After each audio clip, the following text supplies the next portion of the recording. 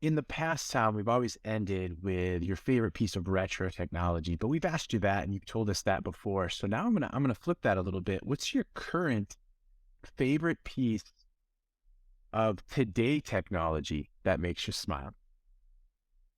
I am more and more really, and I have no vested interest in this, but a reMarkable tablet.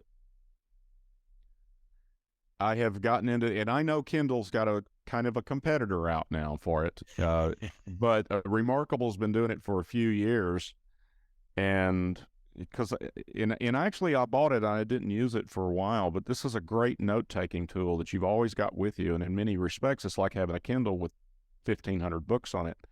You don't have to lug them around through airports and things like that. And actually, my old school one was this. Oops, I had a leather bound journal that has many books inside it. You probably can't see that, but leather bound journal. It's got a bunch of scars on it. It's been around the world, but it works great.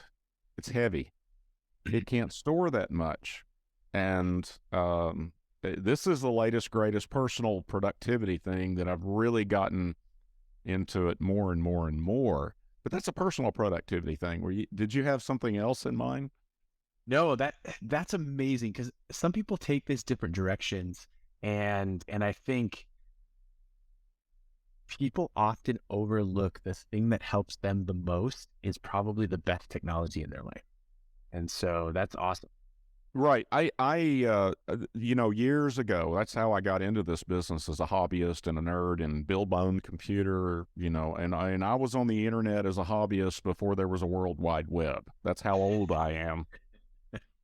I was on it before Tim Berners-Lee invented the World Wide Web. Everything was command line. You had all these different apps, and you had to use Gopher, and I can't even remember all the different utilities and tools just to navigate the internet. Most people confuse the two. They are two different things. But later on in life, now I treat it, it's just a tool. And I want my equipment to just work. I want that electronic gizmo to fade into the background. People are anti-Kindle, right? They want to hold that book in their hand. Many people are.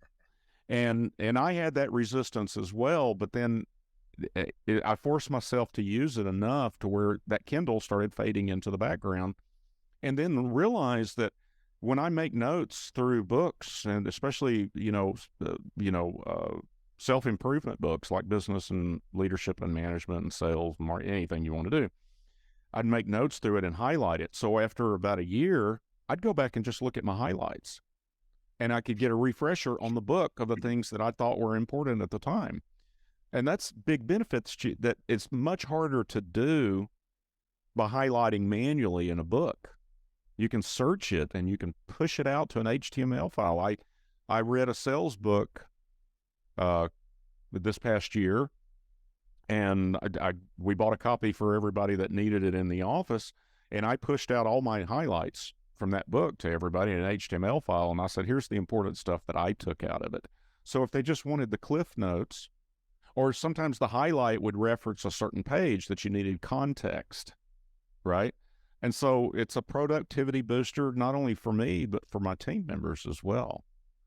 And so I would encourage you, if you've been anti-Kindle, give that a shot and think of it as a productivity increase, because I really think it is. And it's very easy on the eyes. And, it's not like staring at a computer screen. It doesn't give you eye fatigue. You don't get the blue light deal and all of that. So, and it goes back to the reMarkable tablet.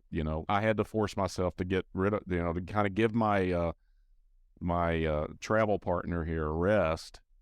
And you're sitting on an airplane for 10 or 12 or 15 hours, and your mind starts spinning, and you need something to record your thoughts. A stream of consciousness sometimes can